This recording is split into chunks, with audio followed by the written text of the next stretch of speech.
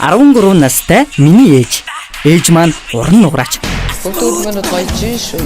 Зэрэг явлаа урагшаа мөр явлаа. 1 2 3 яг могоо шиг өснөөтэй.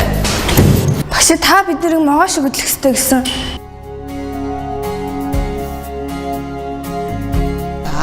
Өснөөтэй бэр ягаад чичгнээд байгаа юм бэ?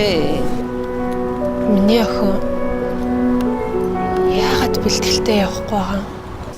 За ямар ч байсан энэ түрүүгийг болгоно. Энэ түрүүг байхгүй бол номер байхгүй. Хэдүүлээ энэ бодлаараа шалгаруулсандаа тэнцчихгүй юм лөө. Би тэр цирк чи очмаагүй. Ягаад вэ? Би юу н яагаад заавал цирк чи болох ёстой гэж.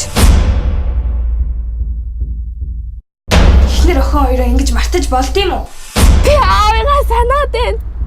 Миний охин чи авиастай. Авиас гэдэг чинь хүн болгон заяадгүй юм шүү дээ. Нэнда.